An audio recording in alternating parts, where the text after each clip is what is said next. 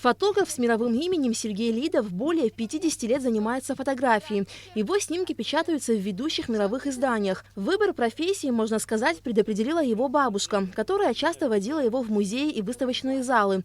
Тогда и зародилась любовь к искусству.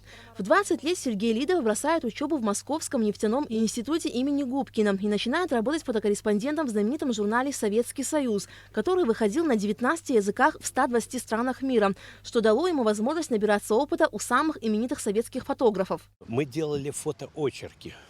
Это очень такое трудное дело. То есть надо было словами фотографий, визуальными фотографиями рассказать о любом событии. Ну, даже экономические темы решались фотографически. Ну, например, проблема Азовского моря. Представляете, вот и выразить не на бумаге, не пером, а фотографически. Это значит снимать математиков, снять Дона, он мелеет, там рыбоводные всякие отсеки, которые не действуют, и так далее, и так далее. В редакции журнала «Советский Союз» Сергей Лидов 5 лет освещал спортивные события. По его словам, именно спортивная тематика помогает фотографам уже с легкостью освещать другие темы. Сергей Лидов – разноплановый фотограф и никогда не работал в одном жанре. В своей профессии он следует принципу «лучше меня никто не может». Если мне дают задание снять любой предмет, вот очки, ложку, там, человека, я стараюсь сделать такую фотографию, что после меня уже лучше нельзя сделать, потому что я стараюсь вложить всю душу, весь опыт фотографический. Именитый фотограф еще в советское время приезжал в Абхазию на отдых, освещал важные события, происходящие в республике. В послевоенное время Сергей Лидов стал приезжать в страну души чаще. В памяти у фотографа навсегда осталась встреча с первым президентом Абхазии Владиславом Ардзинбо. Я просто обалдел от широты мышления его. Человек-глыба просто. Я до сих пор помню каждое его слово. Вот, поэтому для меня он священный, всегда я помню его.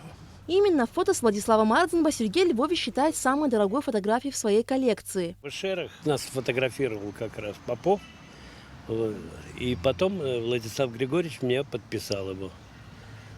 И вот такая память. Это самая дорогая фотография. В коллекции у Сергея Лидова немало фотографий с лидерами разных стран. У фотографа сложилась традиция лично вручать президентам их портреты.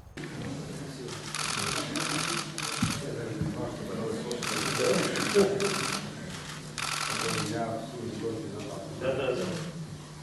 Посмотрим на фотографа, сделаем карточку. Похож? В объективе Лидова побывало немало знаменитостей. Среди них и звезда мирового бокса Майк Тайсон. О фотографии этого спортсмена у Сергея Львовича особые воспоминания. Прилетел Тайсон, и меня пригласили поснимать его. Он такой общительный, классный. Я сделал несколько портретов. И последнее, дал фотоаппарат и говорю, сфотографируйте меня. И не предупреждая, махнул кулаком Тайсону по скуле. И его реакция была просто фантастическая.